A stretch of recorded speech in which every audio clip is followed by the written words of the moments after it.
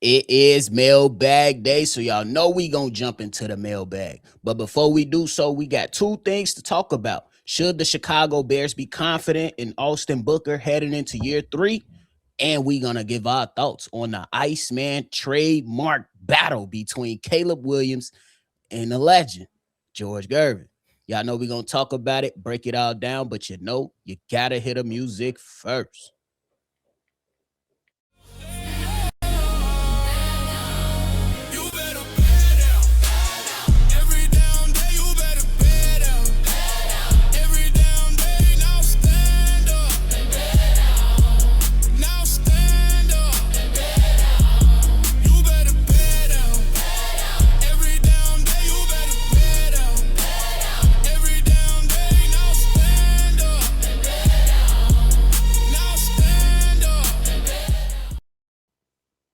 What's going on, Chicago Bears fans, and welcome back into another episode of Chicago Bears Central, your number one spot for everything Chicago Bears. I'm your host here, Bobby, joined by the Unc, C Dub. What's the word? The closer I get to you, Hit that like button and subscribe. To the season, that is. You know what I'm saying? I get you. I get you. I'm right with. I understand. I'm picking up what you're putting down, brother. We good. We good. But let's jump right into it. C Dub. Now I want to talk about Austin Booker, just you know what I'm saying, for a brief second, because I know we're gonna have a lot to say about the Iceman trademark stuff. But Chicago Tribune's Brad Biggs has some things to say about Austin Booker and the potential feelings that the Chicago Bears might have on the pass rusher. He said if Austin Booker can pick up where he left off at the end of last season, that's one way for the Bears to be better rushing the passer. We saw him playing at a pretty high level for a little less than half a season. If Booker is healthy and can make a jump from year 2 to year 3, like he did from his rookie season to 2025, they'll have an interesting player. Is that a lock to happen? Of course not. But I believe the Bears are optimistic about his career arc. C Dub, should the Bears be feeling good heading into 2026 about Austin Booker? I think they should be optimistic about Austin Booker. Um, I wouldn't be the one to say that I would be relying strictly on that expectation of Austin Booker translating the last part of that season into this season and giving you a full season of that work because we haven't seen it. The kid has played 2 seasons, 6 sacks. We know that injuries came into play and most of his playing time with the Chicago Bears, but when he's been out there, um, he hasn't been a hazard. He's been somebody in there that's been impacting football plays.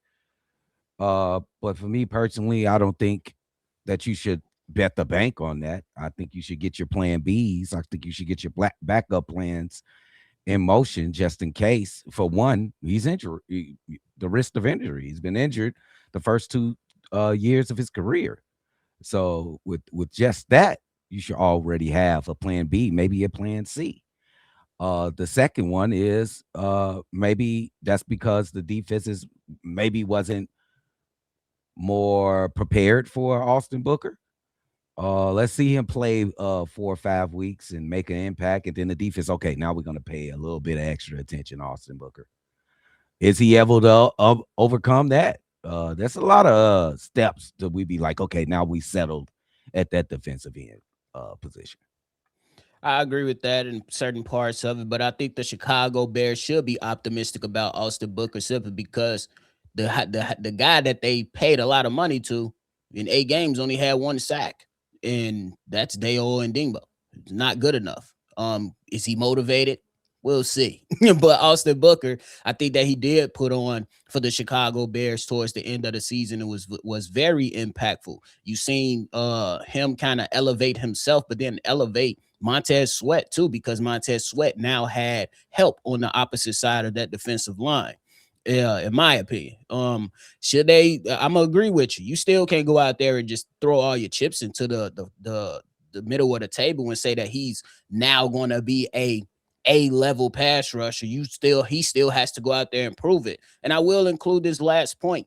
His body is going through some changes, adding more weight, getting more physical. C-Dub, the man is only 23 years old, bro. Yeah. Crazy work. Remember, he came out of college as a rotational pass rusher, so he was a project. They build him up to this. Now let's see if he can excel a little bit more. And I'm interested to see it. I don't like counting young players out unless you absolutely just trash. I'm gonna go out there and say he gonna have a good 2026 season if he can stay healthy. I That's hope the so. if. Yeah, that's a big if, and I hope so. And I'm pulling for him too. I would not bet against Austin Booker. I wouldn't bet for him. I'm out of the bet altogether. You But I'll hedging your bet. Okay? but I'm not hedging my bet, You is. You bet on both. um, I will give him this compliment and let me know if you think this is true. With out of all the defensive linemen, that's including the defensive tackles in the middle and the defensive both spots on the end, he has the best motor on the defensive line, Austin Booker for the Chicago Bears. You seen him chase down running backs and pull them down. You see him always around the ball. Every time he's on the field, he's always around the ball. He doesn't stop trying to get to the quarterback. If he stopped on the first try, he's trying the second, third, fourth time. Austin Booker has the best motor on the Chicago Bears at this current point. What do you think? I think that's fair. I think it's fair. No disputes there, bro. Okay. There's no disputes there. But I want to now switch gears to talk about something that's a little bit more interesting and brewing throughout the sports world. That is the Iceman name trademark battle between Caleb Williams and NBA legend George Gervin. Caleb Williams, he went out there and attempted to trademark the name.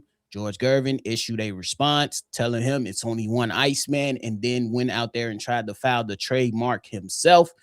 About a couple days after Caleb Williams, some people have come out and said that he has stolen the name, which is absolutely ridiculous and stupid, in my opinion. But C-Dub, how do you see it? I see it like this, in a couple different ways. George Gervin, it's got to be one or two things with George Gervin. Uh, it got to be the first one is he's just out of touch, and he's not in terms of what's going on with the current world. George Gervin, you are in your 70s or 80s, one of those 70s. 70s. The time has passed. I'm gonna go out on the limb and say that you didn't even trademark the Iceman. He did. That's why I came. I'm gonna go on the limb. This is a capitalist society.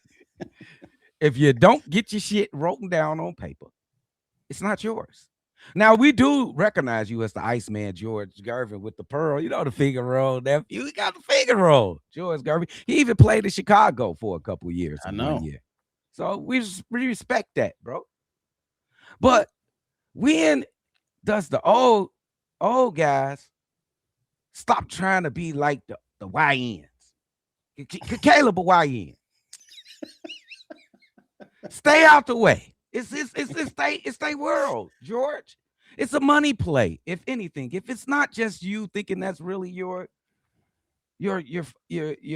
name and Iceman, because it's not, because you didn't trademark it. It's got to be because you need some money, George. You need some money. You're not gonna get no money off Iceman. We look at Caleb. If we look at all, I look through the app from Giphy. It's a gift app. I looked up Iceman. I ain't see you on there, and I scrolled for 3 minutes. I seen a lot of Caleb on each scroll. There was a Caleb Williams doing like this. So, but I'm sorry, George. We respect you, but Caleb took that. If anything, he took it. It's gone. Nothing you can do about it. Go ahead, nephew. But It's shame very, him. very simple. In the words of my old heads, somebody tell this jive turkey to pipe down. Look, I'm not into some of the things that I've seen from some of my people who's from my generation, and pretty much trying to diminish his legacy and saying, who the hell is he? He ain't do nothing. I'm not going to do that because that's false. He balled out during his time. But you've had this name for so long. You've had money around you for so long. You had a documentary done with your name attached to it, with Iceman attached to you. No lawyer, nobody said, hey, George, you ain't got this name trademark. That's question number one. Number two, for people that's out there saying that Caleb Williams stole the name, I know there are many C-dubs pissed off that this C-dub is on this damn podcast killing. You know how many dubs it is out there? I heard C-dub, B-dubs, and E-dub. Like, y'all think Lil Wayne mad about people calling themselves Wheezy or E-Weezy? I got a cousin right now, we call him E-Weezy. Bro. Or just Wheezy. If you don't go out there and put your foot out there in the front and take hold of the quote unquote name that you have, it's gonna be a lot of Pookies and Ray Rays pissed off and mad. It's just what it is, bro. You had the opportunity. I'm not gonna take shots at your career. That's not, I don't move like that. But there are gonna be some people that's gonna fight for Caleb because some of your contemporaries or supporters are saying that he stole the name.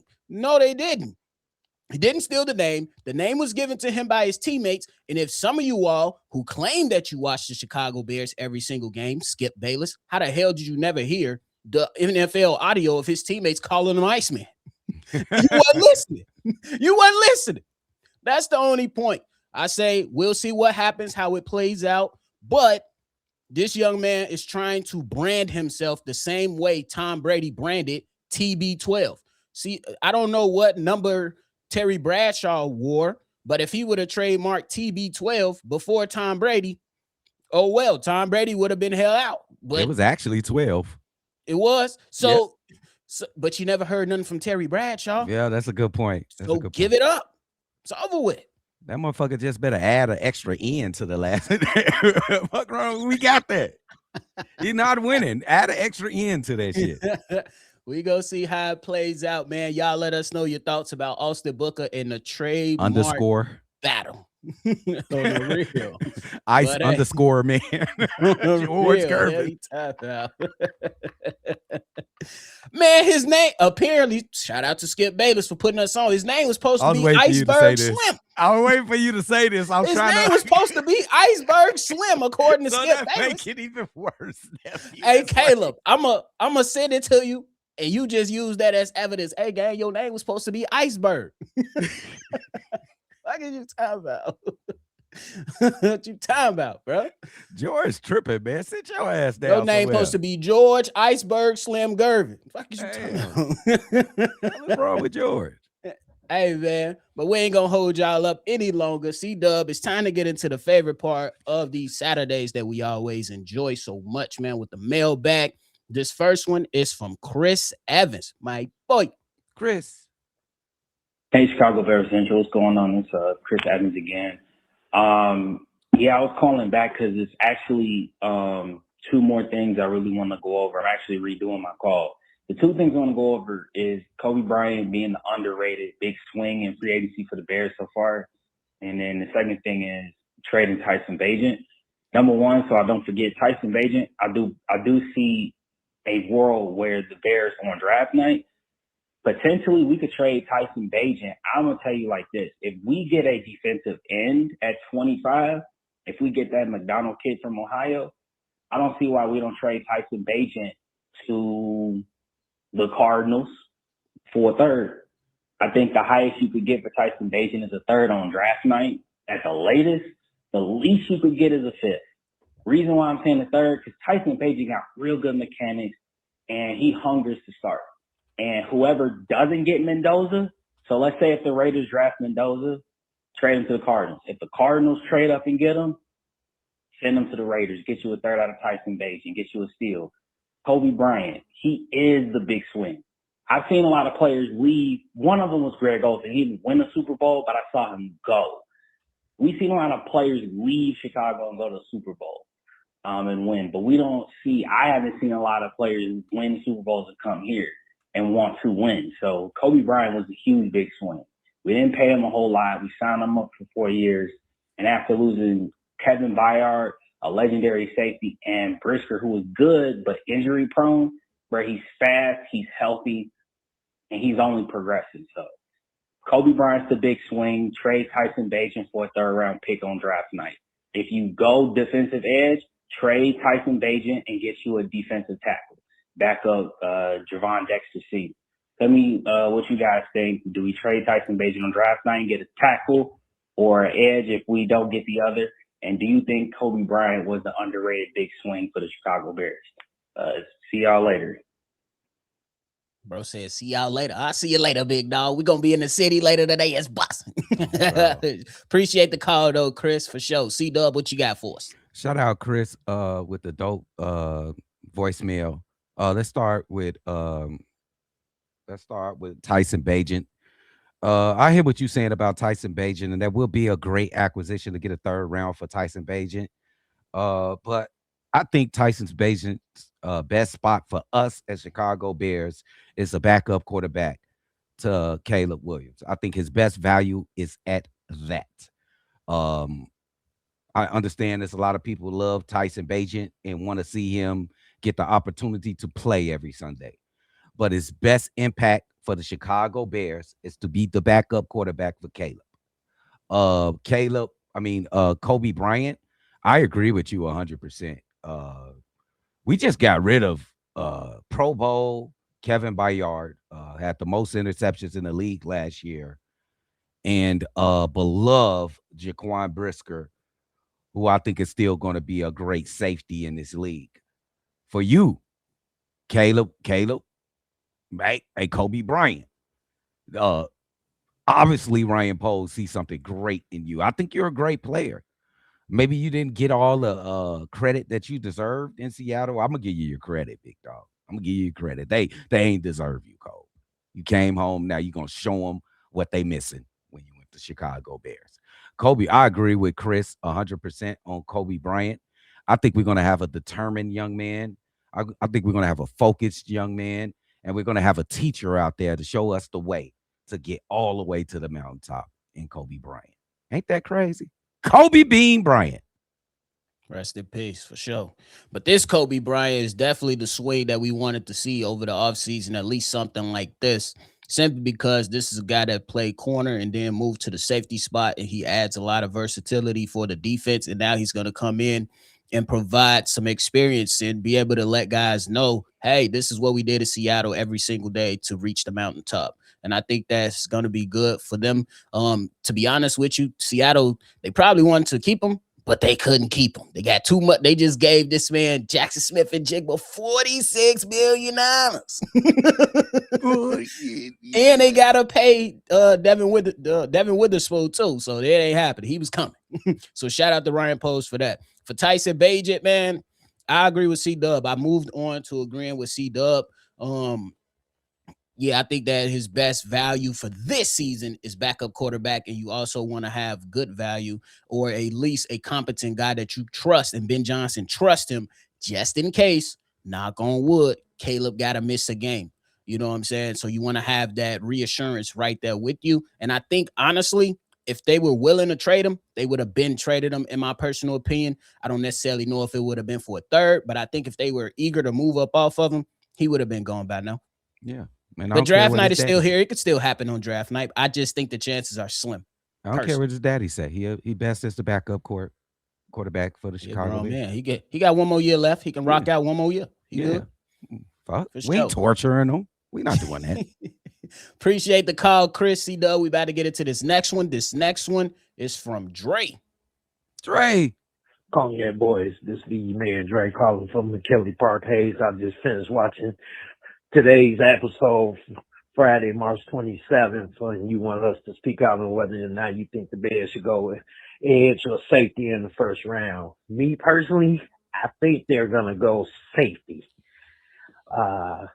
I think they're going to take that Emmanuel Warren McNeil kid. I think they're going to take him, or they're going to take A.J. Halsey. Now, if they go A.J. Halsey in the first round, in my opinion, that's a little bit of a stretch, only because he does have some concerns about missed tackles.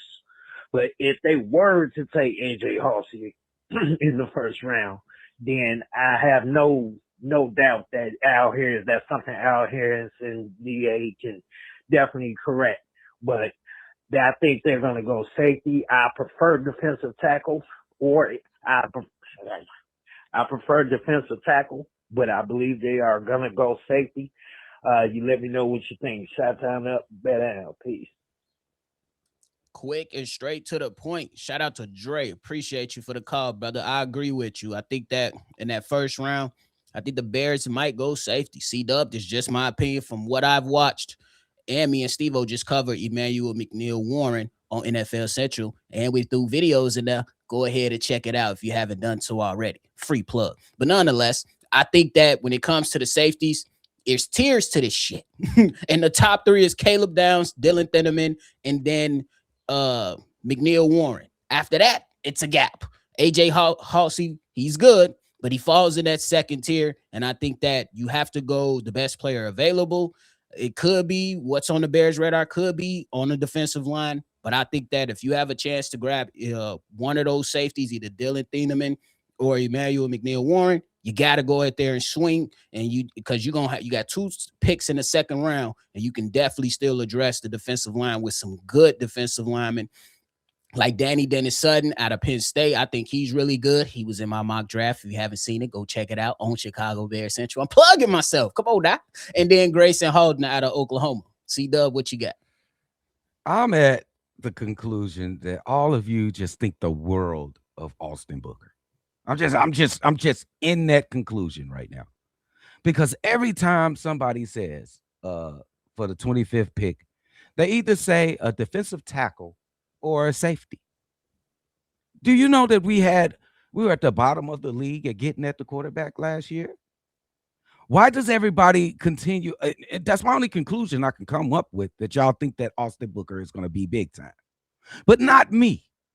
I'm going to be responsible for the rest of us and say that we need an edge, somebody to get to the quarterback. I don't understand why y'all got so much confidence in Austin Booker being fucking Trey Hendrickson next season. I got one question and one question only, big dog. What? Is there only one round in the draft?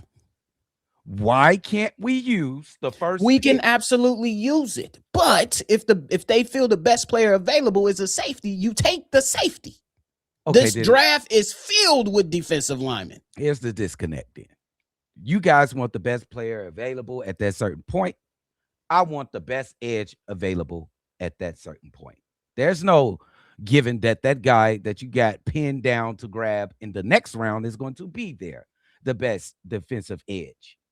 Get the guy that we need for this football team, I think. Understood. There is no guarantees, but at the same time, the draft is thick with defensive linemen. It's full. But this ain't no debate show. We're going to keep on chugging along because y'all know me and C-Dub would take this episode for 40 minutes. And we trying to get up out of here. But appreciate the call, Dre. C-Dub, this next one is coming from Darius from Dallas. I'll be in your city in a couple of weeks, my boy. Here it is.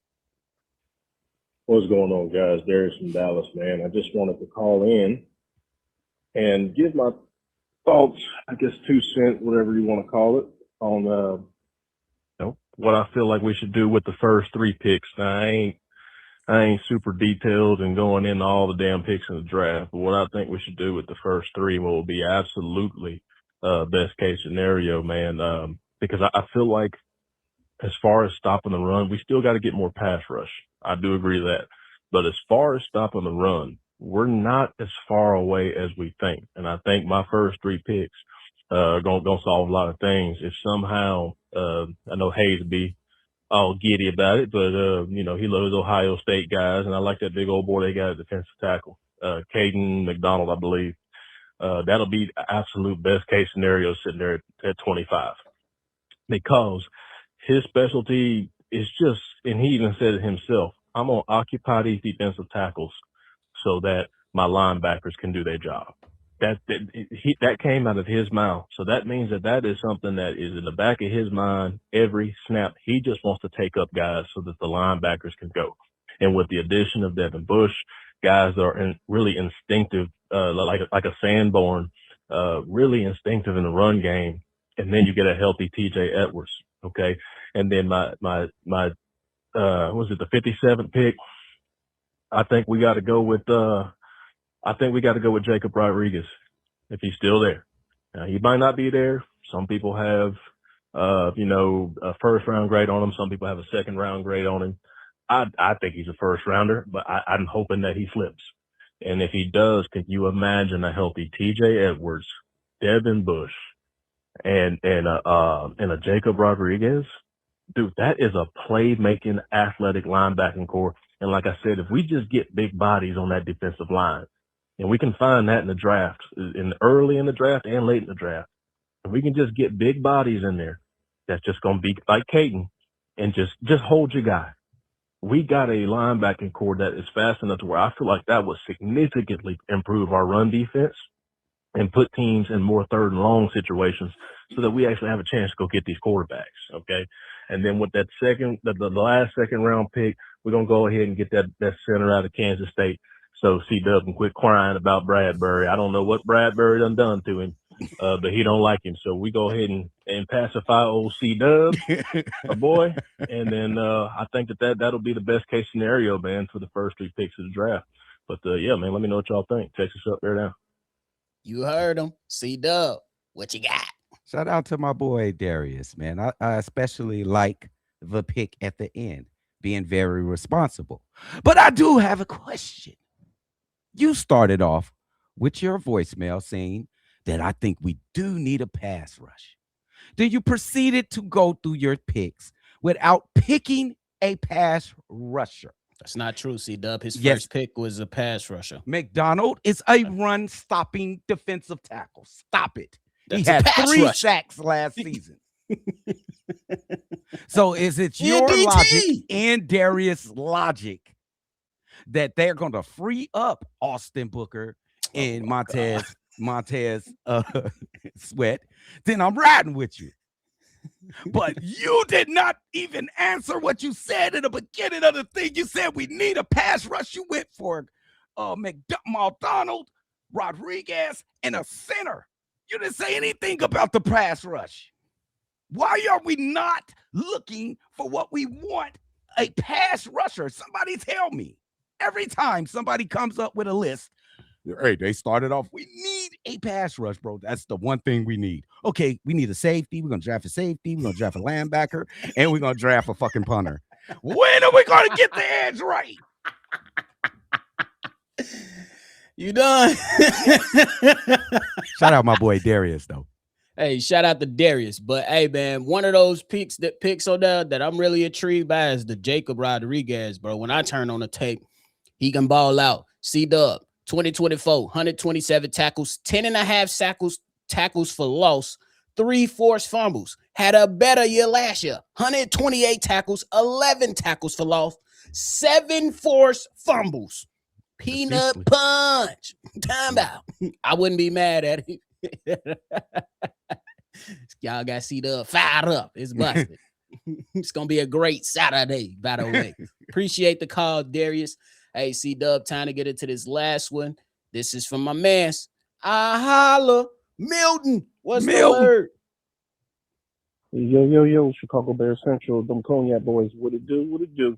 It's Milton the Dark Knight calling for Virginia Beach once again on this beautiful and pollen-filled Friday. Y'all please be careful if y'all got pollen there in Illinois and everything. That's my public service announcement for y'all today. But with that being said, let's go ahead and get right into it. Excuse me.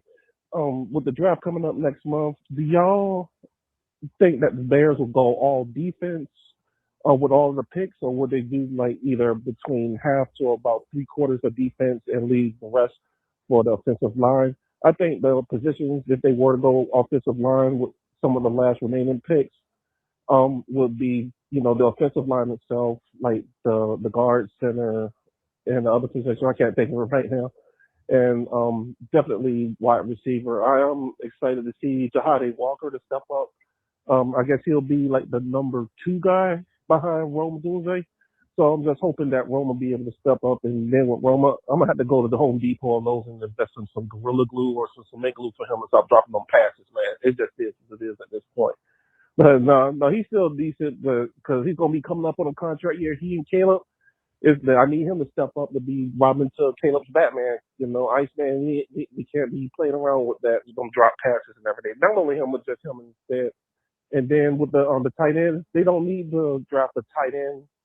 I would say tight end. They could probably do undrafted, free, some undrafted rookie if that's possible. If they were to go down that route, do you believe also that they would go down that route if they were to find any gems in the draft? Would they do the undrafted free agent just with either wide receiver or the tight end? Because I like our tight ends right now. We could also have a decent number three behind Costa, who's in Loveland. When he plays, he just shows them out in Loveland. And go Manunga! We just need that one. Rojo, it looked like he might be on this out unless they give him like this is your last chance thing they did with Braxton Jones. But other than that, it's just I'm just like how Poles is setting things up, and especially when he has to trade these guys, they're going to decent teams that are contenders. And this will be the last thing, the whole Tyson Bagent thing. I'm kind of like how you guys are. Is like if a team does offer a 3 or 4, that'll probably be a decent way. But me, I would rather still have you behind Caleb Williams so he can build up that resume in preseason and definitely throughout the season if he does get the chance to play. Nothing against Ken Keenum, but that's just how I feel on it. But I definitely want to know what y'all feel about what I said. I hope y'all enjoy your weekend. As always, Chicago up, bear down. I'll holler at y'all on the next one. I'll holler. Shout out to my man's Milton. And Milton, I ain't gonna lie to you. I hit that. Gets the first down from Calmanunga. And secondly, it sound like that pollen beating your ass. Be safe, brother, and square up with that shit. You talking about to square up with that? Square up. You gotta be ready for the pollen. Pollen in the South is crazy. Is Virginia considered in the East? We're gonna say the East. Virginia is the South. Okay. In Virginia, just be careful. Pollen different down there. But I agree with a lot of things that you said. I think that they might wait to see what tight ends become undrafted, and this gonna knock C-Dub out his chair. I'm predicting the Bears draft not only a center in this draft, but a wide receiver. It will not all be defense.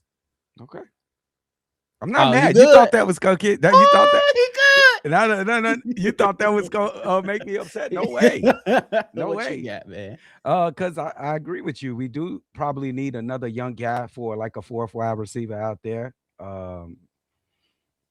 When it comes to Tyson Bagent, I do think like I said before, I think his best value is here backing up Caleb Williams, and I don't think it's torture for Tyson Bagent to back up Caleb Williams. He can have another year of learning. Also this is what I think. If we do draft players on the offensive side, I think it got to be for these three positions. Wide receiver, like Nephew just said, I think we probably need a fourth wide receiver. Why not draft a guy late rounds? Center, you need a center for the future. I'm not riding with Mr. Red Flag himself. And left tackle, because still, the Chicago Bears have not figured out the most important position on the offensive line. The left tackle position. We just can't do it. So you don't believe in Ozzie Trapillo coming back? They brought back Braxton Jones. I'm just saying. They don't believe he's coming back.